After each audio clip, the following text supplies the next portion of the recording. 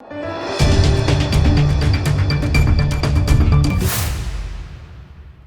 અમે કુલ 4 મુદ્દાઓ માટે આવેદનપત્ર આપ્યું છે. એક 2012ના નાયબ મામલતદારોની સિનિયોરિટી યાદી પ્રસિદ્ધ કરે, 2015ના ક્લાર્કને પ્રમોશન આપે, સરકારશ્રીમાં જે અમારે જિલ્લા ફેરબદલીની અરજીઓ પડતર છે તેઓની જિલ્લા ફેરબદલી કરી આપે, અને ચોથો ખાસ મુદ્દો કે જે હમણાં અઠવાડિયા 15 દિવસ પહેલાં જે નાયબ મામલતદારોની વગર કોઈ કારણે જિલ્લા ફેરબદલી કરી દેવામાં આવી છે તેઓને તેઓના મૂળ મહેકમે પરત કરવામાં આવે. આ 4 કારણે અમે આજ રોજ કલેક્ટર સાહેબને વડોદરામાં આવેદનપત્ર આપેલ છે, અને બીજા ગુજરાત રાજ્યના અલગ અલગ જિલ્લાઓમાં પણ કલેક્ટર સાહેબશ્રીઓને આવેદનપત્ર આપેલ છે.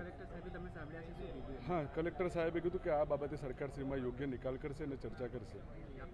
ચિરાગ રાણા, ઉપપ્રમુખ, વડોદરા જિલ્લા મહેસૂલ. આજરોજ મહેસૂલી કર્મચારી મહામંડળ ગુજરાત રાજ્ય દ્વારા દરેક જિલ્લામાં મહેસૂલી કર્મચારીઓ કલેક્ટર સાહેબ વડોદરા કલેક્ટર શ્રીઓને આવેદનપત્ર આપે તેવું આહવાન કરવામાં આવેલું. એ અન્વયે વડોદરા જિલ્લાના કર્મચારીઓ કલેક્ટર સાહેબ વડોદરાને મહેસૂલી કર્મચારીઓના 4 જે મુખ્ય પ્રશ્નો છે, જેમાં 5 થી 6 વર્ષથી સરકારમાં રજૂઆતો થઈ રહી છે, તેમ છતાં એ પ્રશ્નોનું યોગ્ય નિરાકરણ નથી આવી રહ્યું અથવા તો ક્યાંક ને ક્યાંક વિલંબ થઈ રહ્યો છે.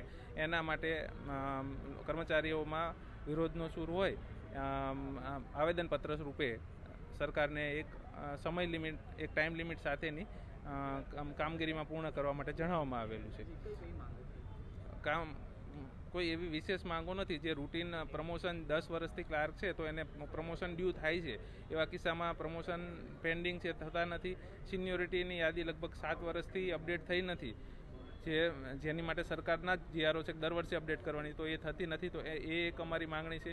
એવી જ રીતે જિલ્લા ફેરના કર્મચારીઓ જેને ફિઝિકલ હેન્ડીકેપ મહિલા કર્મચારીઓના કિસ્સાઓમાં જે સરકારની સૂચનાઓ છે કે ભાઈ તમારે નિયમિત એની જિલ્લા ફેર કરી આપવી, એ લાંબા સમયથી પેન્ડિંગ છે ઘણા લોકોની, તો એ સમયસર કરી આપો. અને હમણાં વિભાગ દ્વારા 25 જેટલા કર્મચારીઓની સંમતિ વિના આંતરિક જિલ્લા ફેર બદલીઓ અને દૂરના જિલ્લામાં બદલી કરવામાં આવી છે. એમાં ઘણા મહિલા કર્મચારીઓ છે.